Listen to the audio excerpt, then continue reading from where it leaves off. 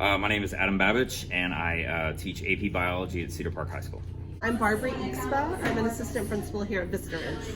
I am Jennifer Abramson, the secondary ELA coordinator for the district. So the talk was about creating inclusive classrooms for LGBTQIA students. I shared some personal stories of how my identity developed over time, and then as a gay faculty member, what it was like to exist in a world where, how do you navigate work? How do you let your colleagues know? What do you do when the Supreme Court's deciding whether or not you can be fired for being gay? But it wasn't about me. It was just, I kind of started it to share.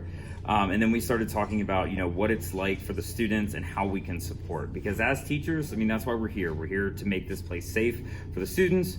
And once they feel safe and supported, they can learn. It's about creating inclusive classroom environments for LGBTQIA students.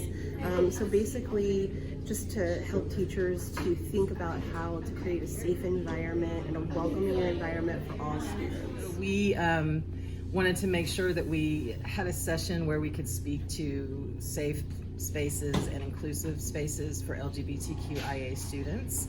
And I would also include staff in that regard as well.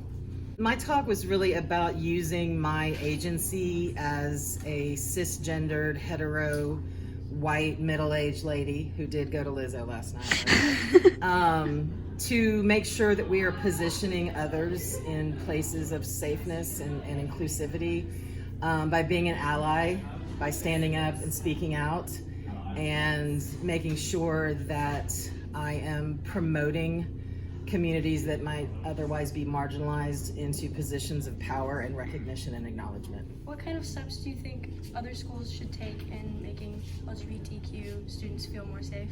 Biggest thing is visibility, because it's the easiest thing to do. You don't necessarily have to go out and march in all the parades or have conversations you don't necessarily feel comfortable with. It's simple things like, the flag, right? When people see that, they're like, oh, okay, that person knows that LGBT students exist. And they're letting other people know that they exist. So it's the small changes start, and they're really having the biggest effects because they start the process. I think that, we need to ask the tough questions sometimes, and I don't know that there are no answers necessarily, but we need to start thinking about it. But the most important thing we can do is to just love every kid that walks through our doors and let them know that they're well cared for. Like, my personal philosophy of education comes from another district that I came from, but I truly believe that we have to capture every heart, every mind, every day. And in that order, I feel like if we really touch a student's heart, then we gain access to their mind, and we can do that every single day. So students have to know that we care first, and then they're going to want to learn. If they know that you care well for them, that you really love them, they'll walk through like fire for you. So I feel like that's the first step, is to care well for kids. I think the most important thing is that kids need to be seen. All kids need to be seen. I think especially our LGBTQ kids need to be seen. We need to be visible allies, whether that's wearing a rainbow pin, having the rainbow flag, something visible to make sure that everybody knows that they are included and this is a safe space where learning happens for everybody. Your speech today impacted LISD.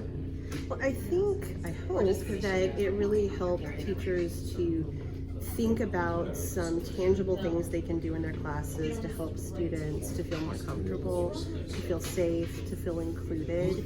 And so I think we opened up a dialogue to get people really thinking and to be talking and to take some practical things back to their campus. There's simple things that they can implement right away to help students feel included.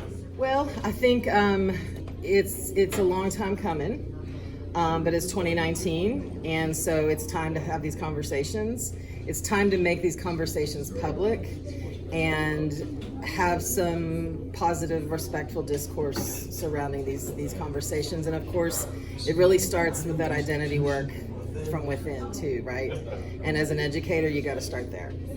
It was nerve-wracking for me. That's really the first time I've ever, on a large scale, a large-scale session, if you will, talked about myself, my identity at that level.